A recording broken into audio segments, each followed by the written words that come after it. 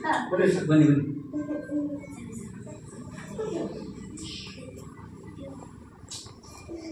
ಸರ್ಕಾರಿ ಹಿರಿಯ ಪ್ರಾಥಮಿಕ ಶಾಲೆ ಹೆಬ್ಬೈಲು ಸಮಗ್ರ ಶಿಕ್ಷಣ ಯೋಜನೆ 2023-24 ಸಾಲಿನ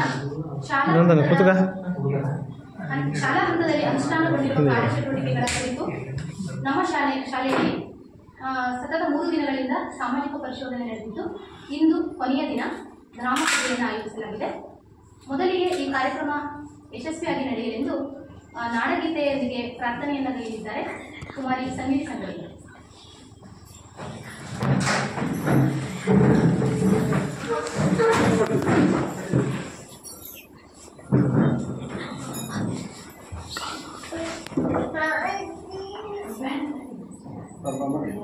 जय भारत जननीय तनुजाते, जय हे कर्नाटक माते, जय सुंदर नदिवनಗಳ ನಾಡೆ, जय हे रस ಋಷಿಗಳ ಬೀಡೆ, ಭೂದೇವಿಯ ಮಕುಟದ ನವಮಣಿಯೇ, ಗಂಧದ ಚಂದದ ಹೊನ್ನಿನ ಗಣಿಯೇ, ರಾಘವ ಮಧುಸೂದನರವತರಿಸಿದ ಭಾರತ ಜನನಿಯ ತನುಜಾತೆ, जय हे कर्नाटक माते, जननिय जोगुಳ ವೇದದ ಘೋಷ, ಜನನಿಗೆ ಜೀವವು ನಿನ್ನಾವೇಶ, ಹಸುರಿನ ಗಿರಿಗಳ ಸಾಲೆ ನಿನ್ನಯ ಕೊರಳಿನ ಮಾಲೆ, ಕಪಿಲ ಪತಂಜಲ ಗೌತಮ ದಿನನುತ ಭಾರತ ಜನನಿಯ ತನುಜಾತೆ, जय हे कर्नाटक माते, ಶಂಕರ ರಮಣುಜ ವಿದ್ಯಾರಣ್ಯ ಬಸವೇಶ್ವರ ಮಧ್ವರ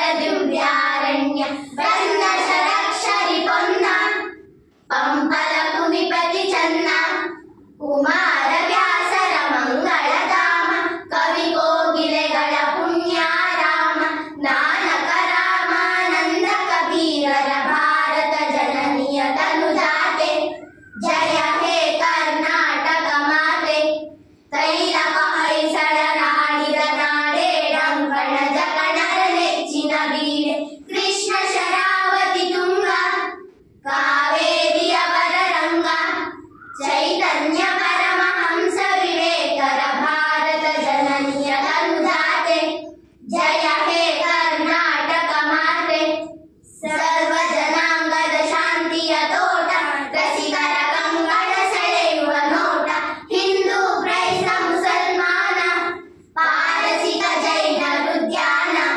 ಜನಗಣ ಹೋಲುವ ದೊರೆಗಳ ಧಾಮ, ಗಾಯಕ ವೈಣಿಕರ ಆರಾಮ, ಕನ್ನಡ ನುಡಿ ಕುಣಿದಾಡುವ ಗೇಹ, ಕನ್ನಡ ತಾಯಿಯ ಮಕ್ಕಳ ದೇಹ, ಜೈ ಭಾರತ ಜನನಿಯ ತನುಜಾತೆ, जय हे कर्नाटक माते, जय सुंदर नदिवनಗಳ ನಾಡೆ, जय हे ರಸ ಋಷಿಗಳ ಬೀಡೆ.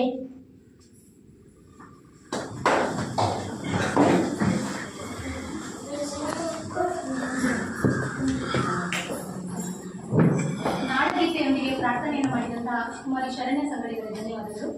ಈಗ ಕಾರ್ಯಕ್ರಮಕ್ಕೆ ಆಗಮಿಸಿರುವ ಸರ್ವರನ್ನು ಸ್ವಾಗತ ಕೋರಬೇಕೆಂದು ಕುಮಾರಿ ಅಕ್ಷತಾ ಶಿಕ್ಷಕರನ್ನು ಕರೆಯುವುದು.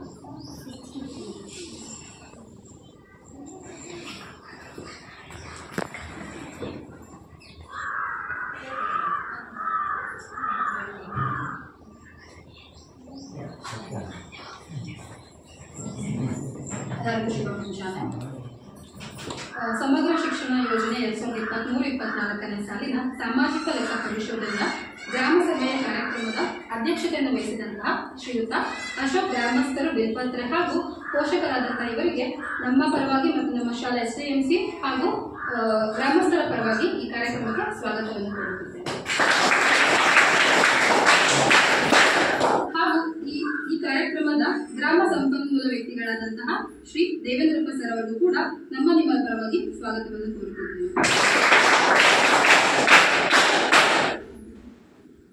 ಸಾಮಾಜಿಕ ಪರಿಶೋಧನೆ ತಾಲೂಕು ಕಾರ್ಯಕ್ರಮ ವ್ಯವಸ್ಥಾಪಕರಾದಂತಹ ತಾಲೂಕು ಪಂಚಾಯಿತಿ ಹೊಸನಗರ ಶ್ರೀಯುತ ನಾಗೇಶ್ ಕೆವಿ ಅವರಿಗೂ ಸಹ ನಿಮ್ಮೆಲ್ಲರ ಪರವಾಗಿ ಈ ಕಾರ್ಯಕ್ರಮಕ್ಕೆ ಸ್ವಾಗತವನ್ನು ಕೋರುತ್ತಿದ್ದೇವೆ.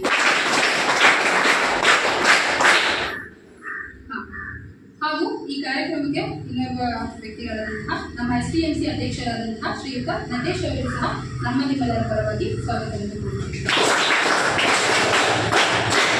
ಹಾಗೂ ಸಮೂಹ ಸಂಪನ್ಮೂಲ ವ್ಯಕ್ತಿ ಅವರು ಸಹ ಶ್ರೀಯುತ ಅರವಿಂದ್ ಸರ್ ಅವರಿಗೂ ಸಹ ನಮ್ಮ ನಿಮ್ಮೆಲ್ಲರ ಪರವಾಗಿ ಸ್ವಾಗತವನ್ನು ಕೋರುತ್ತೇವೆ. ನಮ್ಮ ಶಾಲಾ STMC ಉಪಾಧ್ಯಕ್ಷರಾದಂತಹ ಶ್ರೀಮತಿ ರೇಖಾ ಅವರಿಗೂ ಸಹ ನಮ್ಮ ನಿಮ್ಮೆಲ್ಲರ ಪರವಾಗಿ ಸ್ವಾಗತವನ್ನು ಹಾಗೂ ಇನ್ನೋರ್ವ ವ್ಯಕ್ತಿಯಾದಂತಹ ನಮ್ಮ ಅಂಗನವಾಡಿ ಶಿಕ್ಷಕಿಯಾದಂತಹ ತಾರಾ ಮೇಡಮ್ ಅವರು ಸಹ ನಮ್ಮ ನಿಮ್ಮೆಲ್ಲರ ಪರವಾಗಿ ಸ್ವಾಗತವನ್ನು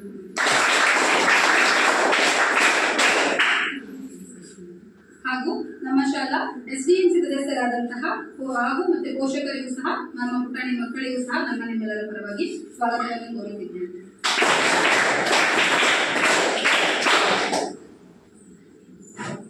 ಕಾರ್ಯಕ್ರಮಕ್ಕೆ ಆಗಮಿಸಿದ ಸರ್ವರನ್ನು ಸ್ವಾಗತಿಸಿದಂತಹ ಅಕ್ಷತಾ ಅವರಿಗೆ ಧನ್ಯವಾದಗಳು. ಈ ಸಾಮಾಜಿಕ ಪರಿಶೋಧನೆಯ ಪ್ರಾಸ್ತಾವಿಕ ನುಡಿಗಳನ್ನು ಹೇಳಬೇಕೆಂದು ಶ್ರೀ ನಾಗೇಶ್ ಕೆವಿ ಸಾಮಾಜಿಕ ಪರಿಶೋಧನೆ ತಾಲೂಕು ಕಾರ್ಯಕ್ರಮ ವ್ಯವಸ್ಥಾಪಕರು ತಾಲೂಕು ಪಂಚಾಯತಿ ಹೊಸನಗರ ಇವರನ್ನು ಸೇರಿದರು.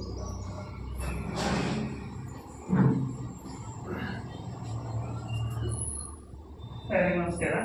2023-24ನೇ ಸಾಲಿನ ಸಮಗ್ರ ಶಿಕ್ಷಣ ಯೋಜನೆಗೆ ಸಂಬಂಧಪಟ್ಟಂತೆ ಸಾಮಾಜಿಕ ಪರಿಶೋಧನೆ ಗ್ರಾಮ ಸಭೆಯನ್ನು ನಾವು ಈ ದಿನ ನಡೆಸ್ತಾ ಇರ್ತಕ್ಕಂಥದ್ದು. ಈ ಒಂದು ಸಭೆಯ ಅಧ್ಯಕ್ಷತೆಯನ್ನು ವಹಿಸಿರ್ತಕ್ಕಂಥ ಈ ಊರಿನ ಹಿರಿಯರಾಗಿರ್ತಕ್ಕಂಥ ಅಶೋಕ್ ಸರ್ ಅವರೇ, STMC ಅಧ್ಯಕ್ಷರೇ, ಉಪಾಧ್ಯಕ್ಷರೇ ಹಾಗೂ ಸಮೂಹ ಸಂಪನ್ಮೂಲ ವ್ಯಕ್ತಿಗಳೇ, ಅಂಗನವಾಡಿಯ ಶಿಕ್ಷಕರೇ ಹಾಗೂ ಎಲ್ಲ ಪೋಷಕರು ಹಾಗೆಲ್ಲ ಶಿಕ್ಷಕರೇ ಮತ್ತು ಮಕ್ಕಳೇ, ತಮ್ಮೆಲ್ಲರಿಗೂ ಗೊತ್ತಿರುವ ಹಾಗೆ ಸಾಮಾಜಿಕ ಪರಿಶೋಧನೆ ಅಂತಕ್ಕಂಥದ್ದು ನಾವು ಗ್ರಾಮ ಪಂಚಾಯತಿಗಳಲ್ಲಿ ಈಗಾಗಲೇ 2011-12 ಒಂದು ಪ್ರಕ್ರಿಯೆ ಚಾಲನೆಯಾಗಿದೆ.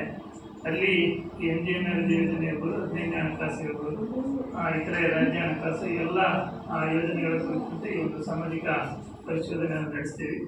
ಆದರೆ ಶಾಲೆಗಳಲ್ಲಿ ಈಗಾಗಲೇ 4-5 ವರ್ಷಗಳಿಂದ ನಾವು ಸ್ಥಳಗಳನ್ನು ಕೂಡ ಈ ಒಂದು ಸಾಮಾಜಿಕ ಪರಿಶೋಧನೆಯನ್ನು ನಡೆಸಬೇಕು ಅಂತ ಒಂದು ಸರ್ಕಾರದ ಆದೇಶ ಇತ್ತು. ಆ ನಿಟ್ಟಿನಲ್ಲಿ ಬಿಸಿ ಊಟಕ್ಕೆ ಸಂಬಂಧಪಟ್ಟಂತೆ ನಾವು ಆಯ್ದ ಶಾಲೆಗಳನ್ನು ನಮ್ಮ ತಾಲೂಕಿನಲ್ಲಿ 123 ಶಾಲೆಗಳನ್ನ ಆಯ್ಕೆ ಮಾಡಿಕೊಂಡು ಸಾಮಾಜಿಕ ಪರಿಶೋಧನೆಯನ್ನು ನಡೆಸ್ತಾ ಇದ್ವಿ. ಕಳೆದ ಬಾರಿಯಿಂದ ನಾವು ಈ ಸರ್ಕಾರದ ಆದೇಶದಂತೆ ಸಮಗ್ರ ಶಿಕ್ಷಣ ಯೋಜನೆ ಏನಿದೆ ಇದನ್ನು ಕೂಡ ಸಾಮಾಜಿಕ ಪರಿಶೋಧನೆ ಒಳಗೆ ತರಬೇಕು ಅಂತಕ್ಕಂಥ ಸರ್ಕಾರದ ಉದ್ದೇಶ ಇತ್ತು. ಆ ನಿಟ್ಟಿನಲ್ಲಿ ಎಲ್ಲ ಶಾಲೆಗಳಿಗೂ ಕೂಡ ಸಾಮಾಜಿಕ ಪರಿಶೋಧನೆಯನ್ನು ಕಡ್ಡಾಯ ಮಾಡಿರ್ತಕ್ಕಂಥದ್ದು. ಹಾಗಾಗಿ ಕಳೆದ ಸಾಲಿನಲ್ಲಿ ನಾವು 20% ಶಾಲೆಗಳನ್ನ ಆಯ್ಕೆ ಮಾಡಿಕೊಂಡು ಸಾಮಾಜಿಕ ಪರಿಶೋಧನೆಯನ್ನು ನಡೆಸಿದ್ದೀವಿ. ಹಾಗೆ ಈ ಸಾಲಿಗೂ ಸಹ 20% ಶಾಲೆಗಳನ್ನ, ಒಂದು ಪಂಚಾಯತಿಗೆ 2 ಶಾಲೆಗಳನ್ನ ಆಯ್ಕೆ ಮಾಡ್ಕೊಂಡಿದ್ದೀವಿ. ಹಾಗೆ ತದನಂತರ ಎಲ್ಲ ಶಾಲೆಗಳಲ್ಲೂ ಕೂಡ ಈ ಒಂದು ಸಾಮಾಜಿಕ ಪರಿಶೋಧನೆ ನಡೆಯುತ್ತೆ. ಸಾಮಾಜಿಕ ಪರಿಶೋಧನೆ ಅಂತಂದ್ರೆ ಸಮಾಜದ ಮಧ್ಯದಲ್ಲಿ ಏನು ಈ ಯೋಜನೆ ಕುರಿತಂತೆ ಸಮಾಜದ ಅಭಿಪ್ರಾಯವನ್ನು ಕ್ರೋಢೀಕರಿಸತಕ್ಕಂಥದ್ದು, ಮತ್ತೆ ಇಲ್ಲಿ ಏನು ವಾಸ್ತವ ಅಂಶ ಏನಿದೆ ಅದನ್ನ ಸರ್ಕಾರಕ್ಕೆ ವರದಿಯನ್ನು ಸಲ್ಲಿಸ್ತಕ್ಕಂಥ ಸಾಮಾಜಿಕ ಪರಿಶೋಧನೆ ಮಾಡ್ತಕ್ಕಂಥ ಪ್ರಮುಖ ಉದ್ದೇಶ. ಹಾಗೆ ಸರ್ಕಾರ ಯಾವುದೇ ಒಂದು ಯೋಜನೆಯನ್ನು ಜಾರಿಗೆ ತಂದರೆ ತಳಮಟ್ಟದಲ್ಲಿ ಆ ಯೋಜನೆ ಹೇಗೆ ನಿರ್ವಹಣೆ ಆಗ್ತಿದೆ ಅಂತಕ್ಕಂಥದ್ದು ಸರ್ಕಾರಕ್ಕೆ ವರದಿ ಬೇಕಾಗುತ್ತೆ. ಹಾಗಾಗಿ ಈ ಒಂದು ಸಾಮಾಜಿಕ ಪರಿಶೋಧನೆ ನಡೆಸೋದ್ರ ಮುಖಾಂತರ ವರದಿಯನ್ನು ನಾವು ಸರ್ಕಾರಕ್ಕೆ ಸಲ್ಲಿಸಬೇಕಾಗಿದೆ. ಈ ಸಮಗ್ರ ಶಿಕ್ಷಣ ಯೋಜನೆ ಅಂತಕ್ಕಂಥದ್ದು 2018-19 ಜಾರಿಗೆ ಬಂದಿರ್ತಕ್ಕಂಥದ್ದು. ಅದಕ್ಕೆ ಪೂರ್ವದಲ್ಲಿ ಸರ್ವ ಶಿಕ್ಷಣ ಅಭಿಯಾನ ಅಂತಕ್ಕಂಥದ್ದು ಇತ್ತು, ಮಾಧ್ಯಮಿಕ ಶಿಕ್ಷಣ ಅಭಿಯಾನ ಮತ್ತು ಶಿಕ್ಷಕರ ಶಿಕ್ಷಣ. ಈ 3 ಯೋಜನೆಗಳು ಇದಕ್ಕಿಂತ ಪೂರ್ವದಲ್ಲಿ ಇದ್ದಿರ್ತಕ್ಕಂಥದ್ದು. ಈ 3 ಯೋಜನೆಗಳನ್ನ ಒಟ್ಟುಗೂಡಿಸ್ಬಿಟ್ಟು ಈ ಸಮಗ್ರ ಶಿಕ್ಷಣ ಯೋಜನೆ ಅಂತಕ್ಕಂಥದ್ದನ್ನು ಜಾರಿಗೆ ತಂದರು. ಸಮಗ್ರ ಶಿಕ್ಷಣ ಯೋಜನೆ ಪ್ರಮುಖ ಉದ್ದೇಶ ಅಂತ ಅಂದರೆ ಏನು ಈ ಶಾಲಾ ವ್ಯಾಪ್ತಿಯಲ್ಲಿ ಯಾವುದೇ ಮಗು ಕಲಿಕೆಯಿಂದ ಹೊರಗುಳಿಬಾರ್ದು, ಯಾರ ಮಕ್ಕಳು ಶಾಲೆಯಿಂದ ಹೊರಗುಳಿದಿದ್ದು ಶಾಲೆಗೆ ಕರೆತರಬೇಕು ಅಂತಕ್ಕಂಥದ್ದು. ಹಾಗೆ ಎಲ್ಲರಿಗೂ ಕೂಡ ಯಾವುದೇ ತಾರತಮ್ಯ ಇರುತ್ತೆ, ಜಾತಿ ಅಥವಾ ಲಿಂಗ ಯಾವುದೇ ತಾರತಮ್ಯ ಇರುತ್ತೆ, ಎಲ್ಲರಿಗೂ ಸಮಾನ ಶಿಕ್ಷಣವನ್ನು ಒದಗಿಸ್ತಕ್ಕಂಥದ್ದು. ಹಾಗೆ 1ನೇ ತರಗತಿಯಿಂದ 12ನೇ ತರಗತಿವರೆಗೆ ಉಚಿತ ಮತ್ತು ಕಡ್ಡಾಯ ಶಿಕ್ಷಣವನ್ನು ಒದಗಿಸಬೇಕು ಅಂತಕ್ಕಂಥದ್ದು. ಹಾಗೆ ವಿಶೇಷಚೇತನ ಮಕ್ಕಳೇನಾದರೂ ಈ ಶಾಲಾ ವ್ಯಾಪ್ತಿಯಲ್ಲಿದ್ದರೆ ಅವರಿಗೂ ಕೂಡ ಶಿಕ್ಷಣವನ್ನು ಒದಗಿಸಬೇಕು. ಅವರು ಶಾಲೆಗೆ ಬರುವಾಗಿದ್ದರೆ ಶಾಲೆಯಲ್ಲಿ ಶಿಕ್ಷಣವನ್ನು ನೀಡತಕ್ಕಂಥದ್ದು. ಒಂದು ವೇಳೆ ಬರಲಿಕ್ಕೆ ಸಾಧ್ಯ ಆಗಿದ್ದರೆ ಈ ಗೃಹಾಧಾರಿತ ಶಿಕ್ಷಣವನ್ನು ನೀಡಬೇಕು ಅಂತಕ್ಕಂಥದ್ದಿದೆ. ಹಾಗೆ ಶಿಕ್ಷಕರಿಗೆ ಕೂಡ ಕಾಲಕ್ಕೆ ಸರಿಯಾಗಿ ತರಬೇತಿಯನ್ನು ಆಯೋಜಿಸುವುದರ ಮುಖಾಂತರ ಅವರ ಕಾರ್ಯಕ್ಷಮತೆಯನ್ನು ಹೆಚ್ಚಿಗೊಳಿಸ್ತಕ್ಕಂಥದ್ದಿದೆ. ಹಾಗೆ ಉತ್ತಮ ಗುಣಮಟ್ಟದ ಶಿಕ್ಷಣವನ್ನು ನೀಡಬೇಕು ಅಂತಕ್ಕಂಥದ್ದು ಈ ಸಮಗ್ರ ಶಿಕ್ಷಣ ಯೋಜನೆಯ ಪ್ರಮುಖವಾಗಿರ್ತಕ್ಕಂಥ ಉದ್ದೇಶ. ಹಾಗಾಗಿ ಈ ಸಮಗ್ರ ಶಿಕ್ಷಣ ಯೋಜನೆಯ ಗುರಿ ಒಂದು 2030 ಇಟ್ಕೊಂಡಿದ್ದಾರೆ. ಅದರೊಳಗಡೆ ಶಿಕ್ಷಣದಲ್ಲಿ ಹಲವಾರು ಬದಲಾವಣೆಗಳನ್ನ ತರಬೇಕು ಅಂತಕ್ಕಂಥದ್ದಿದೆ. ಹಾಗೆ ಈ ಸಾಮಾಜಿಕ ಪರಿಶೋಧನೆ ಈ ಯೋಜನೆ ಕುರಿತಂತೆ ನಾವು ಏನು ನಡೆಸಬೇಕಾಗಿದೆ ಅಂತಂದ್ರೆ, ಏನು ಸರ್ಕಾರದಿಂದ ಮಕ್ಕಳಿಗೆ ತಲುಪತಕ್ಕಂಥ ಏನು ಸೌಲಭ್ಯಗಳಿದೆ, ಸಮವಸ್ತ್ರ ಇರ್ಬೋದು, ಶಾಂತಿ ಇರ್ಬೋದು, ಈ ಎಲ್ಲ ಪಠ್ಯಪುಸ್ತಕಗಳು ಇರ್ಬೋದು, ಈ ಎಲ್ಲ ಅಂಶಗಳು ಸರಿಯಾಗಿ ಮಕ್ಕಳಿಗೆ ತಲುಪ್ತಾ ಇದೆಯಾ ಇಲ್ಲ ಅಂತಕ್ಕಂಥದ್ದನ್ನು ನಾವು ಮಕ್ಕಳೊಂದಿಗೆ ಸಮುದಾಯದೊಂದಿಗೆ ಪರಿಶೀಲನೆಯನ್ನು ಮಾಡ್ತಕ್ಕಂಥದ್ದಿದೆ. ಹಾಗೆ ಶಿಕ್ಷಕರ ಕಾರ್ಯನಿರ್ವಹಣೆಗೆ ಸಂಬಂಧಪಟ್ಟಂತೆ ಏನು ಶಿಕ್ಷಕರು ನಿಗದಿತ ಸಮಯಕ್ಕೆ ಸರಿಯಾಗಿ ಬರ್ತಾ ಇದ್ದಾರೆ, ಮತ್ತೆ ಪಾಠ ಪ್ರವಚನಗಳ ಬಗ್ಗೆ ಅವರ ತೊಡಗಿಸುವಿಕೆ ಹೇಗಿದೆ, ಮತ್ತೆ ಸಾರ್ವಜನಿಕರ ಅಭಿಪ್ರಾಯ ಏನಿದೆ ಅದರ ಬಗ್ಗೆ ಅಂತ ತಿಳ್ಕೊಳ್ತಕ್ಕಂಥದ್ದು. ಹಾಗೆ ಈ ಶಾಲಾ ಆವರಣಕ್ಕೆ ಸಂಬಂಧಪಟ್ಟಂತೆ ಏನೆಲ್ಲ ಕಲಿಕೆಗೆ ಪೂರಕವಾಗಿರ್ತಕ್ಕಂಥ ವಾತಾವರಣ ಇಲ್ಲಿ ಇರಬೇಕಾಗುತ್ತೆ, ಏನೆಲ್ಲ ಅಂಶಗಳು ಈ ಶಾಲೆಯಲ್ಲಿ ಇದೆ ಅಂತಕ್ಕಂಥದ್ದನ್ನು ನಾವು ವಾಸ್ತವ ಅಂಶವನ್ನು ಕೊಡಬೇಕಾಗುತ್ತೆ. ಈ ಕೊಠಡಿಗಳ ವ್ಯವಸ್ಥೆಗಳಿರ್ಬೋದು, ಶೌಚಾಲಯದ ವ್ಯವಸ್ಥೆ ಇರ್ಬೋದು, ಗ್ರಂಥಾಲಯದ ವ್ಯವಸ್ಥೆ ಇರ್ಬೋದು, ಹಾಗೆ ಕ್ರೀಡಾಂಗಣದ ವ್ಯವಸ್ಥೆ ಇರ್ಬೋದು, ಎಲ್ಲ ಇದರಲ್ಲಿ ಏನೆಲ್ಲ ಅಂಶಗಳು ಕೊರತೆ ಇದೆ ಮತ್ತೆ ಏನೆಲ್ಲ ಉತ್ತಮ ಅಂಶಗಳಿದೆ ಅಂತಕ್ಕಂಥದ್ದನ್ನು ನಾವು ಕೊಡಬೇಕಾಗಿದೆ.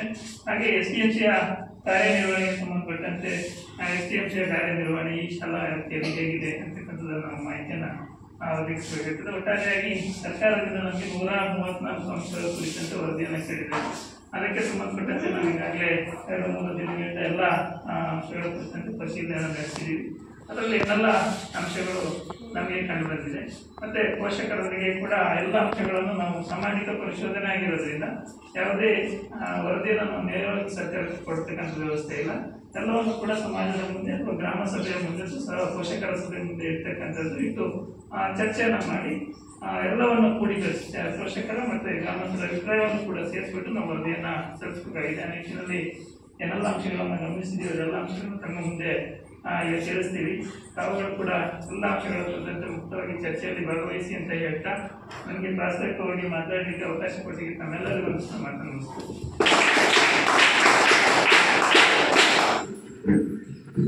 ಸಮಾಜದ ಸ್ಥಿತಿಗತಿಗಳ ಕ್ರೋಢೀಕರಣವೇ ಸಾಮಾಜಿಕ ಪರಿಶೋಧನೆ. ಈ ಸಾಮಾಜಿಕ ಪರಿಶೋಧನೆಯನ್ನ ಯಾಕೆ ಕೈಗೊಳ್ಳಬೇಕು, ಇದರ ಗುರಿ ಉದ್ದೇಶಗಳೇನು ಎಂಬುದರ ಬಗ್ಗೆ ಸಂಪೂರ್ಣ ಮಾಹಿತಿಯನ್ನು ತಿಳಿಸಿಕೊಟ್ಟಿದ್ದಾರೆ. ಹಾಗೂ ಎಲ್ಲರೂ ಚರ್ಚೆಯಲ್ಲಿ ಪಾಲ್ಗೊಳ್ಳಲು ಸಲಹೆಯನ್ನು ನೀಡಿರ್ತಕ್ಕಂಥ ನಾಗೇಶ್ ಸರ್ ಅವರಿಗೆ ಎಲ್ಲರ ಪರವಾಗಿ ಧನ್ಯವಾದ. ಈಗ ಗ್ರಾಮ ಸಂಪನ್ಮೂಲ ವ್ಯಕ್ತಿಗಳಾದಂತಹ ಶ್ರೀ ದೇವೇಂದ್ರಪ್ಪ ಸರ್ ಸಂಪನ್ಮೂಲ ವ್ಯಕ್ತಿಗಳು ಇವರಿಂದ ವರದಿ ಮಾಡಿದ್ದಾರೆ.